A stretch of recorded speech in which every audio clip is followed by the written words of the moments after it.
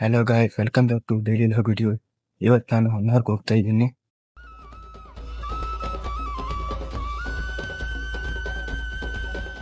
ಸೀದಾ ಬಸ್ ಸ್ಟ್ಯಾಂಡ್ಗೆ ಹೋಗ್ತಿದ್ದೆ. ಬೈಕ್ ಇಲ್ದಿರೋ ಜೀವನ ಯಾರಿಗೂ ಬೇಡ ಗುರು. ಯಾಕೆಂದ್ರೆ ಬೈಕ್ ಇಲ್ದೆ ಬೇರೆ ಹತ್ರ ಕೇಳೋ ಬದಲು ನಾವೇ ನಡ್ಕೊಂಡು ಹೋಗೋದು ಒಳ್ಳೇದಲ್ಲ.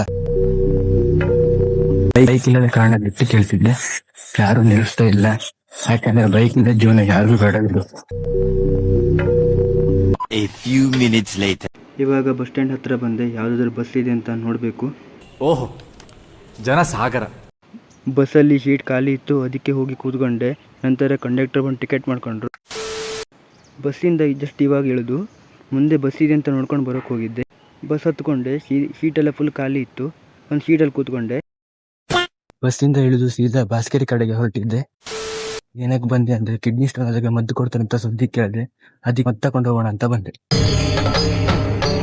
ಇದೆ, ಇಲ್ಲೊಂದು ಸಮಸ್ಯೆ ಖಂಡಿತ ಇದೆ. ಮದ್ದು ತಗೊಂಡು ಸೀದಾ ಹೊರಟೆ. ಕಾರಲ್ಲಿ ಕೂತ್ಕೊಂಡು ಸೀದಾ ಬೆಡ್ಕೊಳಕ್ಕೆ ಬಂದು ಇಳಿದೆ.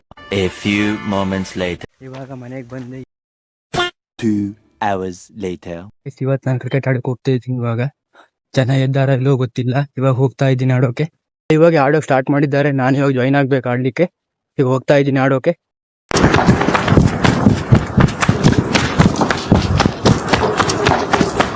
ನೋಡಿ ಗ್ರೌಂಡ್ ಹೇಗಿದೆ ನೋಡಿ.